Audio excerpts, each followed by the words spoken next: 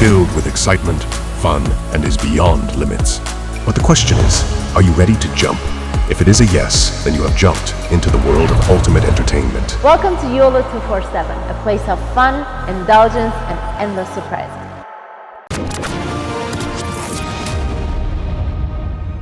तीसरा aircraft carrier और भारत का दूसरा इंडिजिनस एयरक्राफ्ट कैरियर को बर्बाद बड़ी आसानी से किया जा सकता है। तो जो लोग ये ज्ञान देते हैं, और इसमें मैं अज्ञानी हूं, मैं मानता हूं, ये कहते हैं कि हमें एयरक्राफ्ट कैरियर क्यों चाहिए, हमें नहीं चाहिए, तो भाई वो इंडियन नेवी का काम है सोचना कि उनको चाहिए कि नहीं चाहिए। अगर इंडियन नेवी कहती है चाहिए तो चाहिए, दे आर क्वालिफाइड।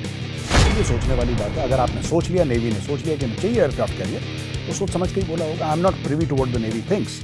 जय हिंद दोस्तों, मैं हूं मेजर गौरव आर्य और आप देख रहे हैं आज की ताजा तरीन खबरें। दोस्तों, उत्तरकाशी में जो 41 हमारे भाई फंसे थे, जो लेबर फंसे थे सुरंग में, उनको निकाल दिया गया। अब कैसे निकाला, क्या निकाला, ये तो सब लोगों को पता है, तो मैं उसके बारे में आज आपसे बात नहीं करूंगा, because there has been an information overdose. और सबको पता है कि रैट माइनिंग से निकाला, फिर उनको धीरे धीरे एक एक करके निकाला। प्रधानमंत्री जी मिले, जनरल वीके सिंह वहां पे थे, श्री पुष्कर धामी जी वहां पे थे, और पूरा जो मद्रास सैपर्स का रोल था और बाकी जो बॉर्डर रोड्स ऑर्गेनाइजेशन का रोल था, ये सब आप पढ़ चुके हैं। अमेरिकन मशीन फेल हो गई और फिर ये सब, मैं उस पर नहीं जा रहा। मैं दो चीजें कह रहा हूं। जो एनवायरमेंटलिस्ट्स हैं, जो पर्यावरण की बातें करते हैं, बात तो अच्छी करते हैं वो लोग, लेकिन मुझे लगता है कभी कभी प्रैक्टिकल बात नहीं करते। Many of them are climate extremists.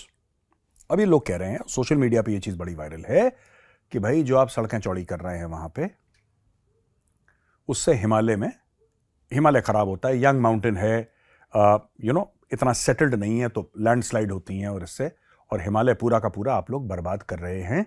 ये कहते हैं लोग दिल्ली में बैठ के, मुंबई में बैठ के, चेन्नई में बैठ के, कलकत्ता में बैठ के, हैदराबाद में बैठ के, दुनिया के बड़े बड़े जो भारत के शहर हैं वहां पे बैठ के लोग ये ज्ञान गंगा वहां से बहती है। दोस्तों, अच्छा, मैं दो तीन बातें कहना चाहता हूं। मैं ये कहता हूं कि मिडिल पाथ आपको निकालना पड़ेगा ना। किसी भी चीज में कोई भी इशू होता है, आपको भाई मिडिल पाथ निकालना पड़ेगा। आपको एक बीच का रास्ता निकालना पड़ेगा। आपको लोगों को यह समझाना पड़ेगा कि तरक्की की भी जरूरत है और पर्यावरण की भी जरूरत है। ये बाइनरी नहीं हो सकता, 0 और 1 वाला मामला नहीं है दोस्तों। अब मैं आपको बताता हूं क्यों। दिल्ली में, मैं नाम नहीं लूंगा, दिल्ली में बैठे हुए पर्यावरण के लिए दिल में दुख रखने वाले, घर में 10 एसी लगे हुए हैं और गैराज में 4-5 गाड़ियां पार्क्ड हैं, ठीक है।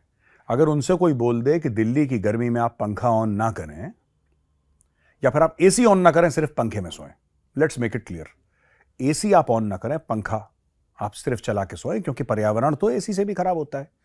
फिर आप उनसे ये बोलें कि भाई साहब, आप साइकिल से अपने दफ्तर जाएं।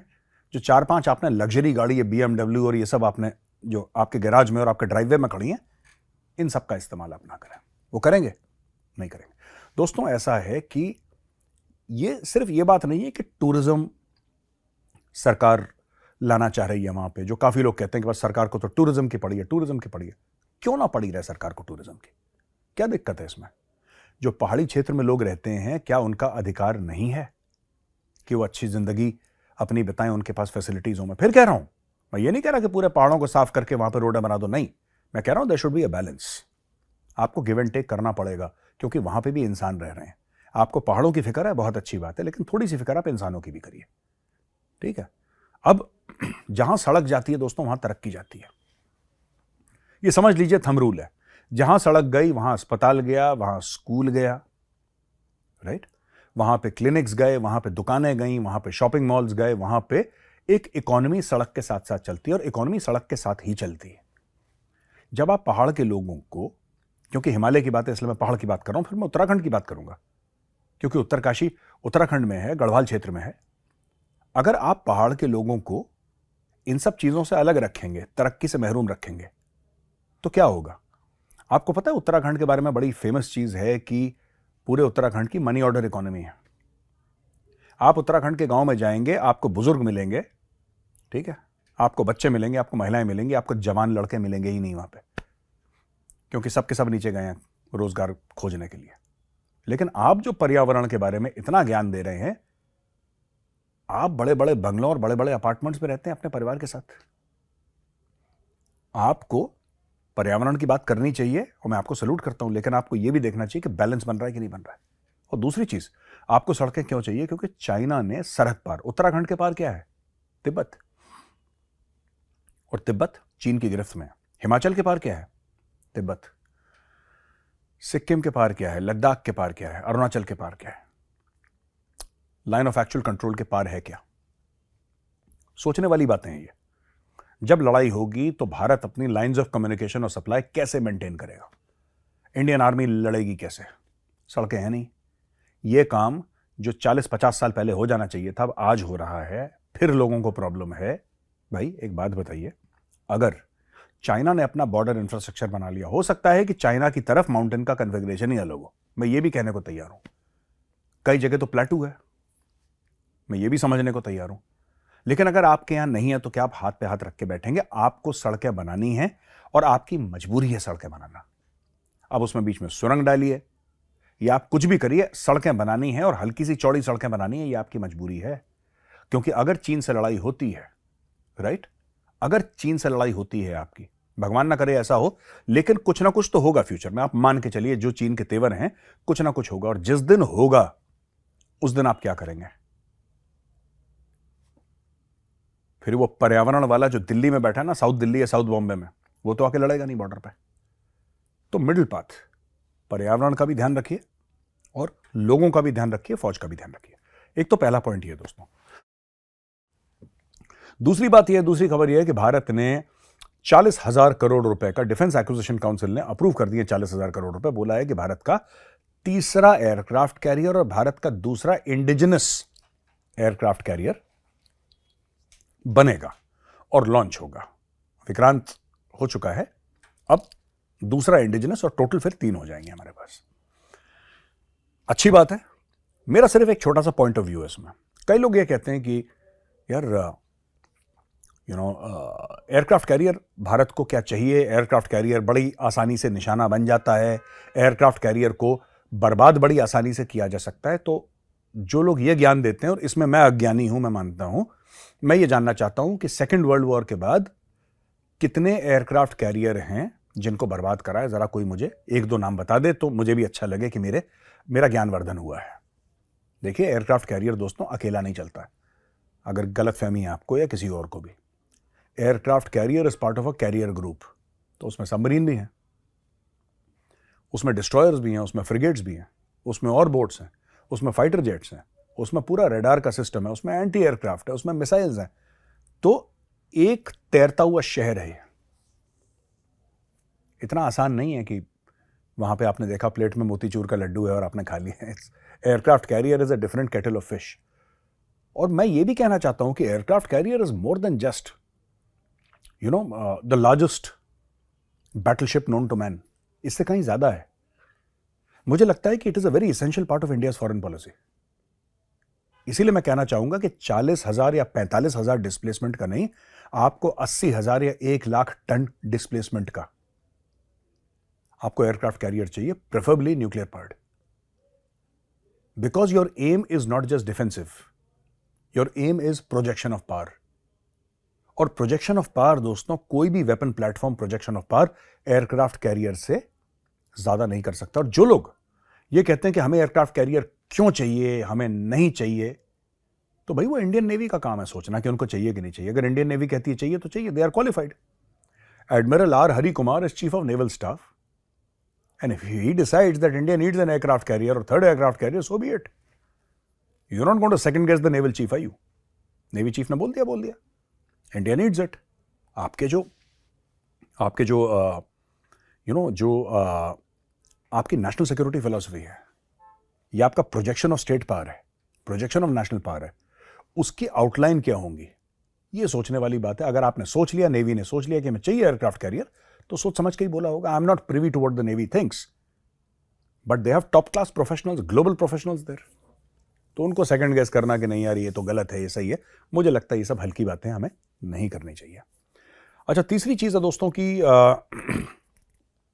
ये गुरपतवंत सिंह पन्नू की बात चल रही है और इंडिया ने एक हाई लेवल इंक्वायरी बैठा दी है और इंडिया ने बोला है कि ठीक है हम करें। ये बेसिकली क्या है कि ये इंफॉर्मेशन शेयरिंग अमेरिका के साथ चलती रहती है। अमेरिका के अगर if they have some concerns, India will deal with it. India has some concerns, America will deal with it. So it's nothing serious. It's just that Pannu and Khalistanis are making out to be very serious कि वो खुश किस लिए हो रहे हैं खालिस्तानी? अब कम पढ़े लिखे लोग हैं, ठीक है, कई उनमें से अंगूठा टेक हैं, they have no skills, they have no education, बस वो विक्टिम कार्ड प्ले करके और झूठा सर्टिफिकेट लेके कि बोला कि भाई इंडिया में बड़े हमारे साथ टॉर्चर हो रहा है, ये सब करके वो बाहर का उनको they have become this thing political refugees quote and quote. उन्होंने वहां पे रेफ्यूज ले लिया. उन्होंने बोला कि जी हमें असाइलम मिल गई है, हम यहाँ के शहरी बन गए, हमें यहाँ के सिटीजन्स बन गए, नागरिकता मिल गई हमें, दैट्स इट. इससे बड़ी और कोई बात नहीं है. Khalistanis are not contributing to society. बस उनको ये लग रहा है कि इंडिया और यूएस के बीच में हमने एक टेंशन पैदा कर दी और वही हमारा क्लेम टू फेम. ऐसा कोई टेंशन वेंशन नहीं है. अरबों डॉलर की ट्रेड है, ठीक है, अरबों डॉलर की ट्रेड है, ग्लोबल लेवल पे काम हो रहा है. ये 1-2 हज़ार खालिस्तानी दे वर्थ नथिंग, ठीक है, इनकी 0-2 कौड़ी की इनकी औकात नहीं है. ये पता नहीं क्यों खुश हो रहे हैं, आई डोंट नो. ये जो पन्नू कह रहा है ना मुझे मारने की कोशिश, पन्नू को कौन मारने की कोशिश करेगा? He is entertainment for us यार. Who is going to kill Pannun? और अगर if somebody makes up his mind to whack Pannun, it's not a very difficult thing. Not that India wants to do it, India will never do it. हम करते नहीं, हमारी policy ये नहीं है. लेकिन offing somebody is not so tough यार. इतने को मुश्किल काम थोड़ा है कि पन्नू को निपटाना कोई आपको पूरी ब्रिगेड मोबिलाइज करनी पड़ेगी, ऐसा नहीं है. Pannun is just one man है. But we don't care about Pannun. In India state policy simple, right? तुम्हें जो करना है करो, बट हाँ, अगर तुमने भारत के खिलाफ कोई कदम उठाया तो we will take legal action against you. We will pursue you through all legal means. ये भारत की स्टेटेड पॉलिसी. और आखिरी चीज दोस्तों कि नेपाल में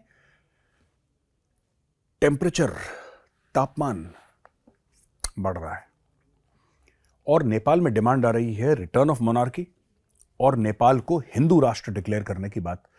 देखिए, जो कम्युनिस्ट पार्टियां आई हैं या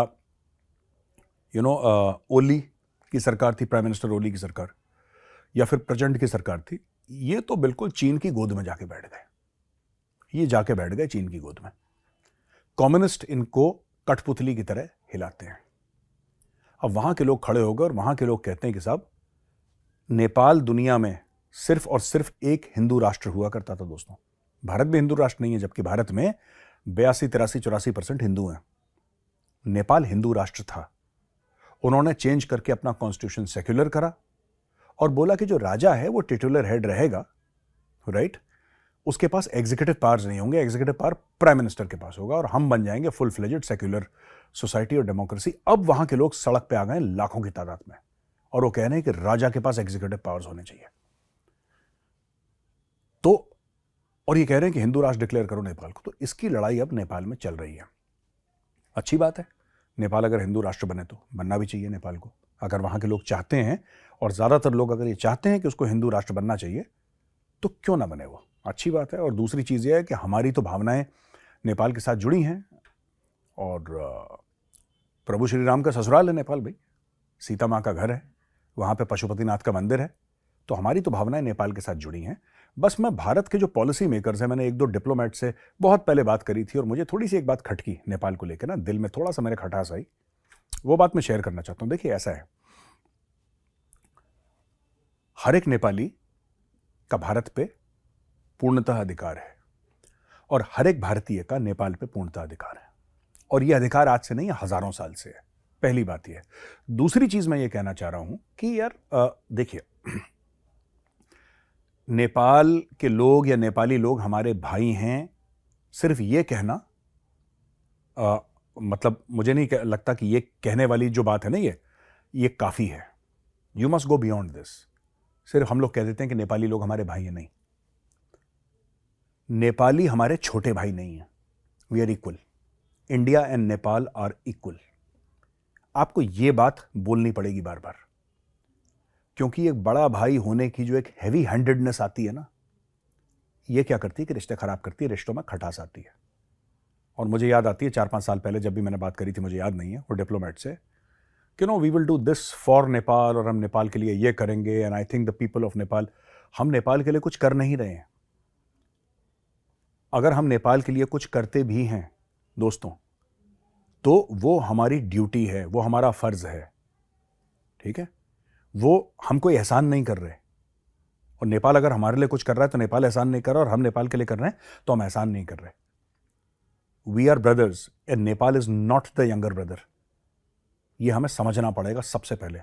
और काफ़ी इंडिया के जो फॉरेन ऑफिस में लोग हैं, मुझसे तो बहुत पढ़े लिखे लोग हैं, बहुत ज़्यादा सीजनड हैं, हम तो कोई नहीं है उनके सामने, लेकिन ये मेरी उनसे रिक्वेस्ट है, Indians and Nepalis are brothers but Nepal is not the younger brother. We are equal, you treat them with equal respect, ठीक है ना। और जो नेपाल के लोग सड़क पे आए हैं और जो हिंदू राष्ट्र चाहते हैं, उनको सिर्फ एक ही बात मैं बोलूंगा कि हमारी शुभकामनाएं आपके साथ हैं। जय श्री राम। तो दोस्तों, आज का वीडियो कैसा लगा आपको? अगर पसंद आए तो उस वीडियो को लाइक करिए। मैं कल फिर हाजिर हूंगा एक नए वीडियो के साथ। तब तक के लिए जय हिंद।